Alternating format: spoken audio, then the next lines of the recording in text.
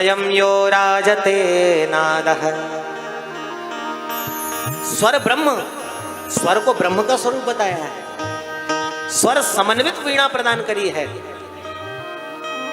ये स्वर, जो स्वर की बात लोग करते हैं ना, तो इस स्वर कोई और नहीं, स्वर ब्रह्म का स्वरूप है। 7 स्वर हमारे संगीत में बताए विशेष।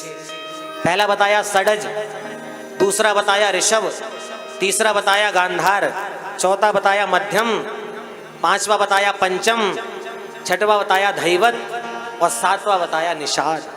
ये 7 स्वर हैं, स रे ग म प ध नि सा। और इन 7 स्वरों से ही सारी राग रागनियों का विस्तार होता है। और एक शब्द, एक स्वर बताया तीव्र और एक बताया एक तीव्र स्वर और बाकी 7 स्वर सीधे। तो ऐसे 7 स्वरों में ही ये सारे गामा पाधा निशा से ही ये सारी राग रागनियां बनी हैं। और हमारे महात्माओं ने इस स्वर का भी अनुसंधान किया कि ये सारे गामा पाधा निशा, ये 7 स्वर कहां कहां से प्रकट हुए। जैसे व्याकरण में पाणिनि जी कहते हैं कि भगवान भोलेनाथ ने डमरू बजाया तो डमरू के बजाने से 14 सूत्र प्रकट हो गए। इसी प्रकार 7 पक्षियों की आवाज सुनकर के ये संगीत के 7 स्वर प्रकट हुए हैं। 7 पक्षियों ने अलग अलग आवाजों को निकाल करके ये 7 स्वरों को प्रकट किया। पहला षडजंबदे मयूरोहि ऋषभः चातको वदे। पहला स्वर क्या है? ऋषभ, सा। ये किस पक्षी के मुख से निकल के बना? बोले मयूर। मोर जब गाता है, मोर जब चिल्लाता है तो सा स्वर पे चिल्लाता, सा स्वर पे, स। तो षडजंबदे मयूरो ही, मोर की आवाज सुनकर के षडज शब्द की उत्पत्ति, षडज स्वर की उत्पत्ति हुई। और ऋषभ, रे, रे शब्द की, रे स्वर की उत्पत्ति किस पक्षी के सुनकर के हुई? चातक पक्षी। जो चातक पक्षी होता है वो रास स्वर से बोलता है। और गांधार, गांधार स्वर की उत्पत्ति पुष्प साधारणे काले कोकिलः पंचमो वदेत। 5वें स्वर की उत्पत्ति कोकिल से हुई। पंचम स्वर में कोयल बोले, पंचम स्वर में कोयल बोले, 5वें स्वर। धैवत, जो धा है वो मेंढक के मुख से निकला। जो टर टर मेंढक करता है वो धैवत में करता, धा स्वर में करता। और निषाद, जब हाथी चिल्लाता है तो बहुत ऊंचे स्वर में चिल्लाता है, तो निषाद की उत्पत्ति, नी की उत्पत्ति हाथी के चिल्लाने के स्वर से हुई। स रे ग म प ध नि सा, सा नि ध प म ग रे स। ये 7 स्वर है। तो षडजंबदे मयूरो हि ऋषभः चातको वदे।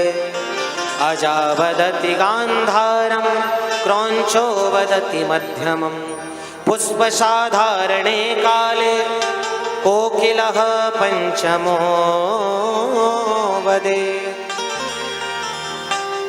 अजा वदति गांधारं निषादो च वदेत् गजः। तो स्वर ब्रह्म विभूषिताम इमाम वीणा, ऐसी वीणा नारद जी को भगवान ने प्रदान करी। और उसी वीणा में गीत गाते गाते नारद जी महाराज जगत में विचरण करने लगे। जैसे ही चतुश्लोकी भागवत का उपदेश नारद जी ने आज व्यास जी को समझाया और कहा, व्यास जी यदि आप भागवत की रचना करेंगे तो आपका कल्याण निश्चित रूप से होगा। तब तो क्या था महाराज, ब्रह्म नद्याम सरस्वत्याम आश्रमः पश्चिमे तटे। बद्रीनाथ के पावन धाम में आज सरस्वती नदी के किनारे व्यास जी महाराज कहते गए, गणेश जी महाराज लिखते गए, और ऐसी 4 श्लोकों की भागवत 18,000 श्लोकों में परिणित हो गई। बोलो व्यास जी महाराज की, भागवत महापुराण की। 18,000 श्लोकों में भागवत की संहिता बनके तो तैयार हो गई, पर इसे दिया किसे जाए, किसे दिया जाए? मन में विचार कर ही रहे थे कि अचानक व्यास जी महाराज को अपना पुत्र सुखदेव याद आ गया। व्यास जी महाराज ने अपने 2 शिष्यों को भागवत के 2 श्लोक याद करा दिए और कहा, मन मन में जाकर इन 2 श्लोकों का पाठ करना, मेरा पुत्र जहां भी होगा दौड़ा दौड़ा चला आएगा। और दोनों शिष्यों ने जाकर के आज भगवान के गीत गाना वनों में प्रारंभ किया। पहले श्लोक में भगवान के सुंदर स्वरूप को गाया। वरहापीडं नटवर वपु कर्णयो कर्णिकारम् बिभ्रदवासः कनककपिशं वैजयन्तीं च मालाम् वृन्दावनवेणोरधरसुधया पूरयन् गोपवृन्दैः वृन्दारण्यं स्वपदरमणम् प्राविशद गीतकीर्ति। मोर का पंख धारण किए हुए हैं, हाथों में वंशी है, गैया चराते पीताम्बर लहराते अपनी कीर्ति का स्मरण कराते हुए माधव वृंदारण्य में प्रवेश पा रहे हैं। जैसे सुखदेव जी महाराज ने ऐसे काले काले वंशी वाले का गुफा में बैठ करके आंख बंद करके ध्यान किया, जैसे ही श्लोक कानों में गए समाधि खुल गई। अरे वाह वाह वाह, ऐसे काले काले वंशी वाले का तो ध्यान करना चाहिए, कितनी सुंदर इसकी झांकी है। पर मन में विचार आया कि जरूरी नहीं कि जो दिखने में सुंदर हो वो स्वभाव से भी सुंदर होगा। अरे पता चला हम सारे संसार को छोड़ के इसकी शरण में गए और उसने हमें भगा दिया। फिर ध्यान लगा करके आंख बंद करके बैठ गए। इतने में व्यास जी के शिष्यों ने दूसरा श्लोक गा दिया जिसमें भगवान के स्वभाव का वर्णन है।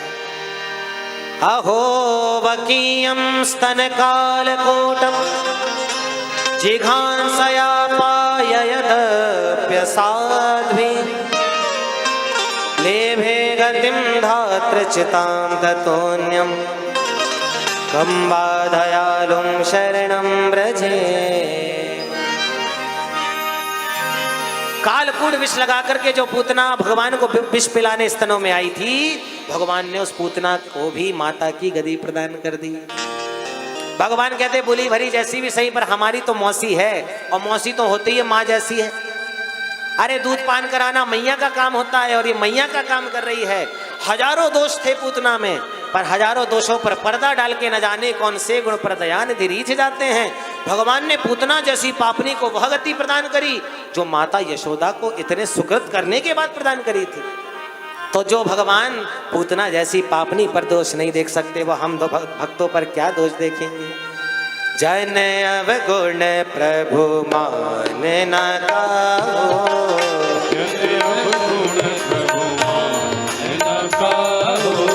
जन अवगुण प्रभु मान न गाओ,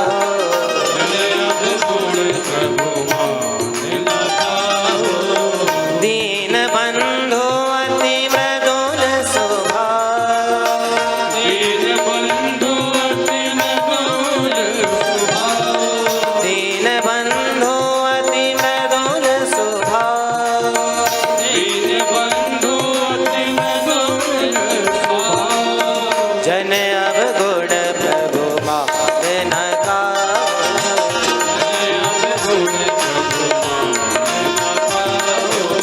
जन अवगुण प्रभु, जन अवगुण प्रभु, जन अवगुण प्रभु।